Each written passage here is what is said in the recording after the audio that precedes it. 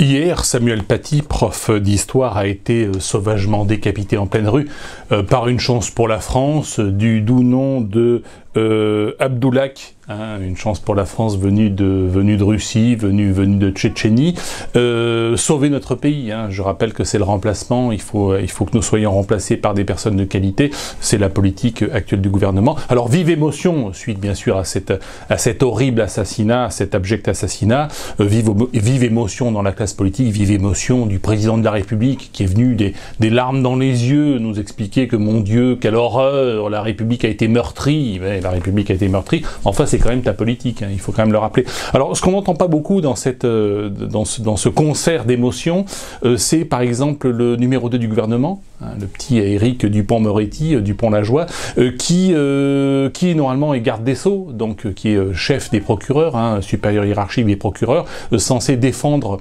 le peuple contre les racailles, contre les gangsters, contre le terrorisme. Là, on l'entend pas beaucoup parce que c'est vrai que professionnellement, Éric Dupond-Moretti est l'avocat des pires crapules de France et de Navarre, avocat des frères de Mohamed Merah. Donc, lorsqu'il va revenir dans le civil, si j'ose dire, lorsqu'il sera plus membre du gouvernement, parce que ça ne va pas durer éternellement, eh bien, Éric Dupond sera vraisemblablement l'avocat de la famille du petit Abdoulak, hein, le petit Abdoulak, 18 ans, qui a perpétré ce massacre, puisque c'est son métier. Hein, son métier, c'est de défendre les crapules. Éric Dupond, qui est un sang-mêlé, comme il dit, lui, il est très favorable au remplacement. Il est le ministre, pas le ministre de la Justice, il est le ministre de l'antiracisme, c'est-à-dire du racisme anti-blanc. Donc là, il est un petit peu dans ses contradictions et on l'entend pas beaucoup ouvrir sa grande gueule. Hein. Là, on n'est pas dans les prétoires, c'est un peu compliqué pour lui. Ce qu'on n'entend pas non plus, ce sont les autorités entre guillemets musulmanes, que l'on n'entend pas condamner cet horrible assassinat, et pour cause, puisque le petit Abdoulak il a appliqué simplement les sourates du Coran. Je vous renvoie à mon essai de Manage d'or, et notamment l'épisode 9 hein, sur l'épisode 9 qui s'appelle Croisade, et dans Croisade je vous donne un certain nombre d'éléments qui sont dans le Coran, que vous pouvez vérifier très facilement sur internet. Par exemple, vous avez le Coran, c'est un code pénal et un code civil, hein, destiné à s'appliquer à tous les soumis à la loi du Dieu Allah, je le rappelle. Vous avez par exemple ne pas manger de porc, donc c'est sourate 2, verset 173, ne pas boire de vin ni jouer au jeu de hasard, sourate 2, verset 219, et puis vous avez aussi dans le Coran tuer les associateurs, hein, par exemple les polythéistes. Alors les associateurs, ce sont les polythéistes, mais aussi les chrétiens qui associent le Père, le Fils et le Saint-Esprit. Donc tuer les associateurs, c'est un ordre du Dieu Allah, hein, c'est la sourate 9, verset 5. Donc voilà, c'est extrêmement clair. Ordre est donné de tuer en général tous ceux qui mécroient en la parole du Dieu Allah. Hein. C'est la sourate 4, verset 89. Hein, c'est pour être tout à fait précis. Et même le Mahométan a l'obligation de tuer et de se faire tuer, ce qui a été le cas du jeune Abdoulak, tuer et se faire tuer dans le cadre de leur combat hein, contre la mécréance. C'est la sourate 9, verset 111. Donc vous vérifierez sur internet si ce que je dis est vrai ou faux. Ça se trouve bien sûr dans Manage d'or, épisode 9, Croisade, en brochet et en Kindle sur Amazon. Voilà, donc maintenant, quand on a fait ce constat, eh bien, il faut passer aux solutions, et c'est le but de cette vidéo, c'est parti.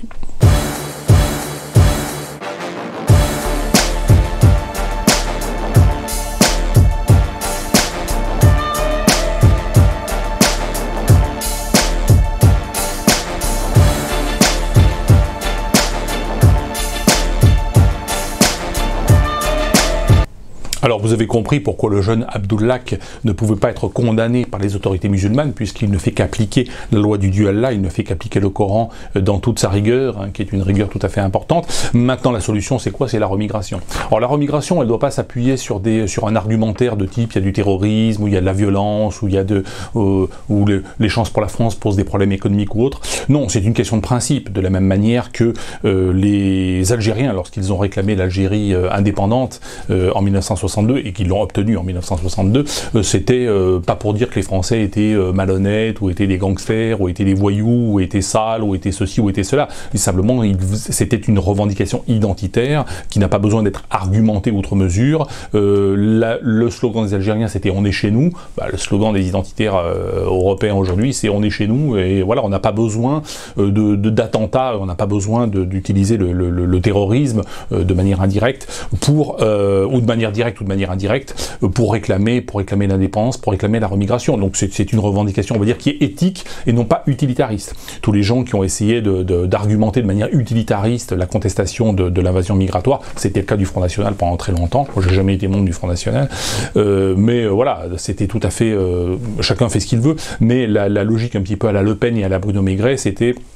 Voilà, les immigrés posent des problèmes pour telle raison, telle raison, telle raison. En face, les gens qui nous gouvernent disent, bah, s'il y a des problèmes de sécurité, on va mettre des caméras dans les rues, ou la gauche, on va construire des paniers de basket dans les banlieues, terrains de basket qui aujourd'hui servent d'entraînement aux djihadistes, notamment dans les quartiers nord de Marseille, où on s'entraîne à tirer à la Kalachnikov, hein, dans les terrains construits à l'époque par Bernard Tapie, vous savez, la politique de la ville, voilà. Donc ça a complètement échoué, mais peu importe, il ne faut pas avoir une approche utilitariste, mais une approche simplement de principe, une approche éthique.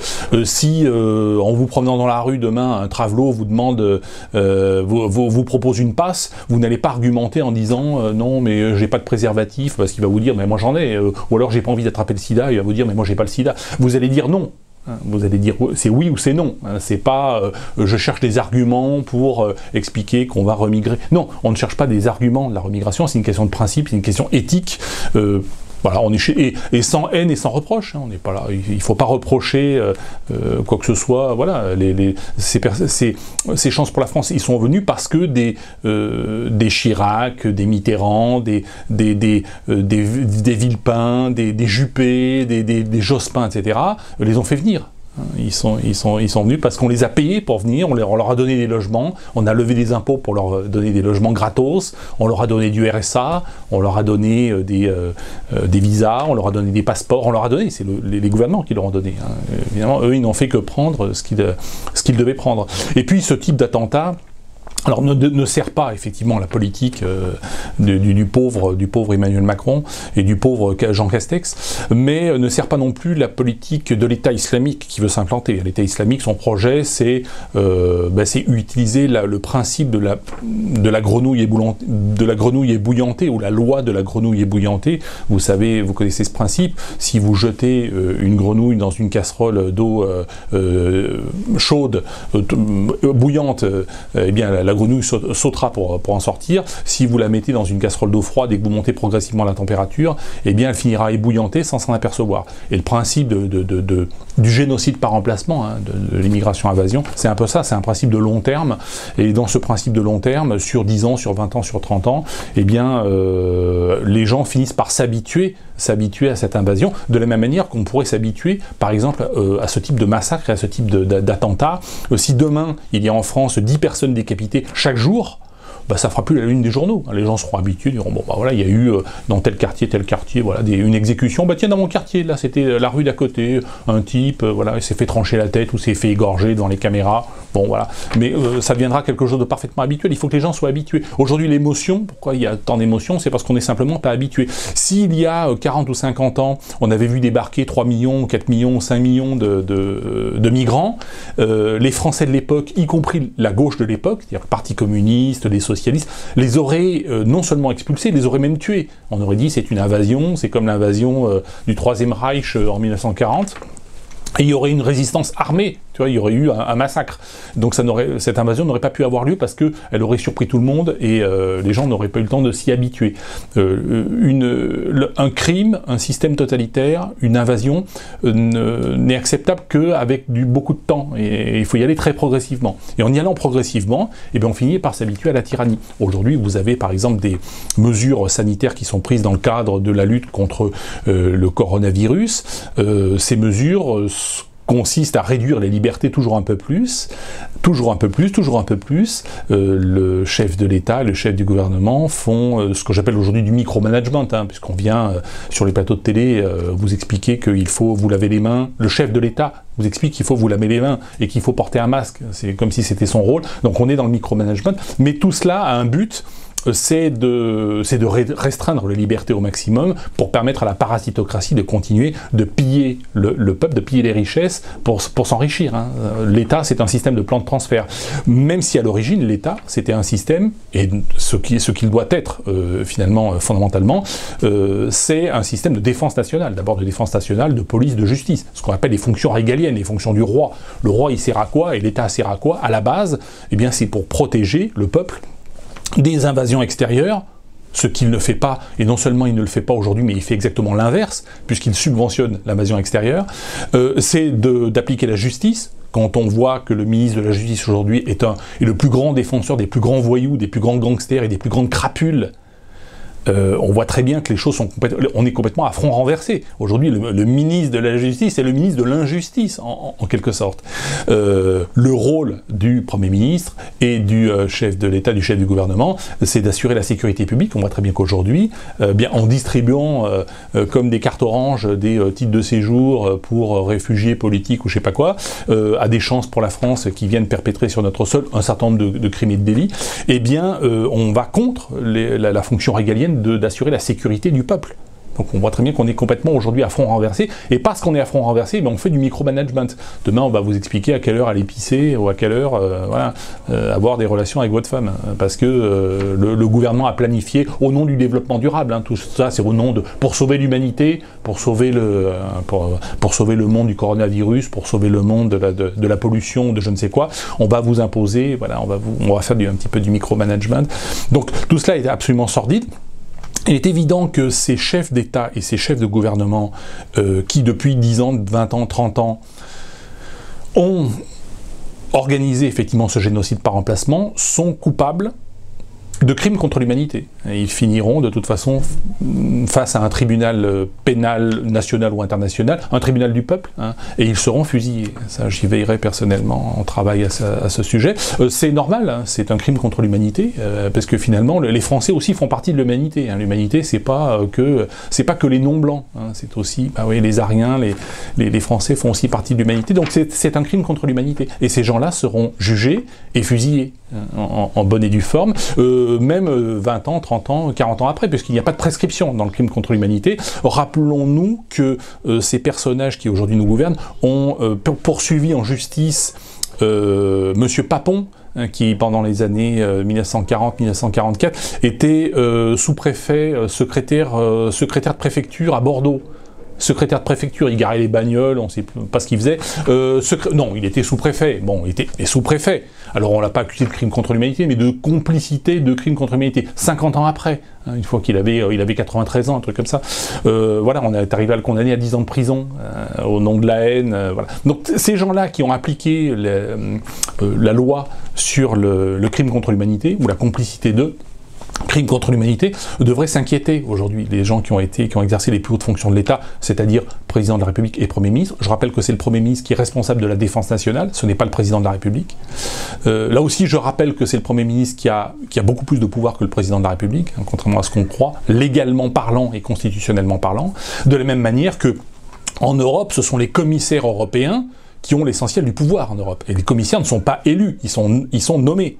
De la même manière que Christine Lagarde, présidente de la Banque Centrale Européenne, a beaucoup plus de pouvoir que la plupart des chefs d'État et de gouvernement européens. Elle n'a pas été élue, elle a été nommée. En France, l'homme fort du pays, c'est le Premier ministre, qui n'a pas été élu, qui a été nommé.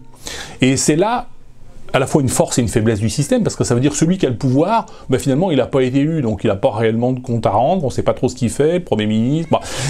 Mais c'est aussi une faiblesse, parce qu'on peut demander, eh bien, à ce que l'on change de Premier ministre. Et c'est un petit peu le sens de ma ligne politique, en disant il faut, le mouvement Gilets jaunes, le mouvement populaire de révolte, se concentre sur des options, on va dire, à la fois audacieuses et légales. Audacieuse, c'est de demander, par exemple, le jubilé.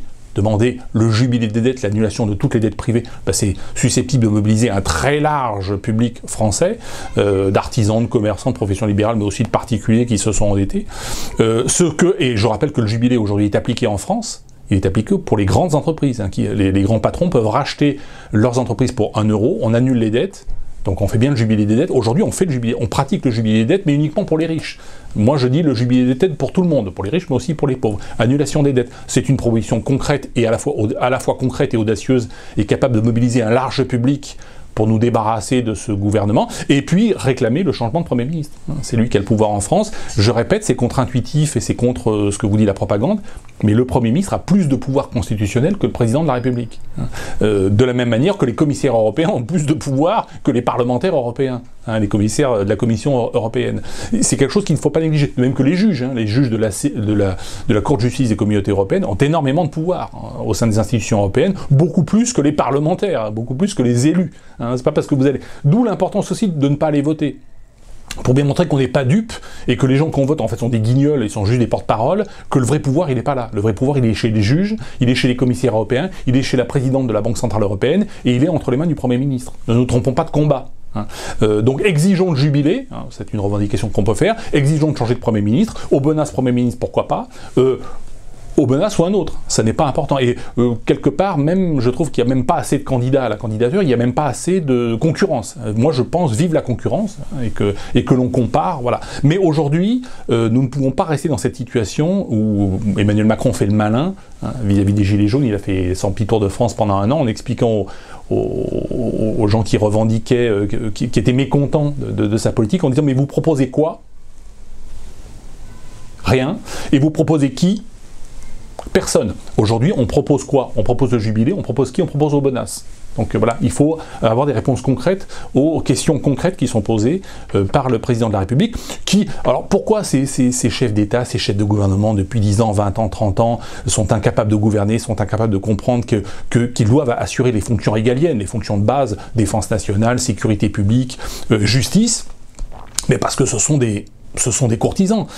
Et pour dire les choses un peu crûment, ce sont des putes. C'est un métier de pute, la politique, c'est cirer des pompes, faire des pipes, et puis quand on devient suffisamment puissant, et quand on devient député, peut-être même surtout ministre et au-delà, eh bien on est un Mac ou une pute en fait quand on fait de la politique. C'est ça, et c'est pour ça que ces gens n'ont pas de plan. Contrairement à Aubenas, demain Aubenas Premier ministre, il a un plan. On n'en parle pas trop sur Internet, mais il a un plan concret, vous allez voir, les choses vont changer. Ces gens-là n'ont pas de plan, et vous pouvez interviewer, vous avez sur la chaîne Histoire une série qui passe en ce moment, c'est Si la France savait, et on interviewe tous les anciens premiers ministres, Fabius, Juppé, tous ces gens disent, mais moi quand je suis arrivé au pouvoir, j'avais pas de plan, je suis arrivé parce que j'étais le pote du président. En fait, ce sont des gens qui ont ciré les pompes et qui ont fait des pipes toute leur vie. À un moment donné, ils se retrouvent Premier ministre sans trop savoir pourquoi ni comment, et puis ils ont pas de plan, donc qu'est-ce qu'ils font? Ils continuent de faire fonctionner la parasitocratie, de s'en mettre plein les poches, et puis voilà, c'est tout, et ils ne gouvernent pas. Et les fonctions régaliennes, défense nationale, sécurité, justice, ne sont pas assurées. Elles ne peuvent pas être assurées, parce que ces gens n'ont pas... ce sont simplement des putes ou des macs. Alors quand t'es Premier ministre, tu deviens un mac, tu deviens... c'est à toi qu'on cire les pompes. Et finalement, moi j'ai grand pitié pour ces personnages politiques. Il faut leur mettre la pression, le jubilé, Aubenas Premier ministre, voilà, il faut sortir de ce marasme politique. On va y arriver, il faut un peu de temps, il faut faire de la pédagogie, mais on va y arriver. Nous sommes des Francs, nous ne sommes pas des soumis. Cet horrible attentat, c'est une mauvaise opération pour Macron, c'est une mauvaise opération aussi pour l'État islamique qui veut prendre le pouvoir en France, puisque ça fait quand même une très mauvaise pub, à l'islam. Cela dit, l'immigration, c'est pas que le problème de l'islam, c'est aussi aujourd'hui, vous avez dans les banlieues des gens qui arrivent d'Afrique, et les Maghrébins disent, bon, on comprend même pas leur langue, on sait même pas qui ils sont, d'où ils sortent, c'est juste une catastrophe, parce qu'il y a une guerre à l'intérieur, effectivement, du camp de la gauche Yass et du camp de l'immigration. Vous avez, déjà vous pouvez pas mettre des Kurdes et des Turcs dans un même immeuble, parce qu'ils vont s'entretuer. Vous avez et puis entre eux, les Africains animistes et puis les musulmans, ça se passe également très très mal, c'est extrêmement violent. Entre les Gitans, les Maghreb aussi, vous voyez, il y a beaucoup de casse. Donc en fait, c'est un front qui est quand même très très désuni. Donc la solution, on va aller effectivement vers une remigration, parce qu'il n'y a pas le choix. Elle sera dans un esprit de paix ou dans un esprit de violence, ça j'en sais rien, mais de toute façon elle aura lieu dans tous les cas. Voilà, merci à toutes et à tous, et je vous dis à bientôt.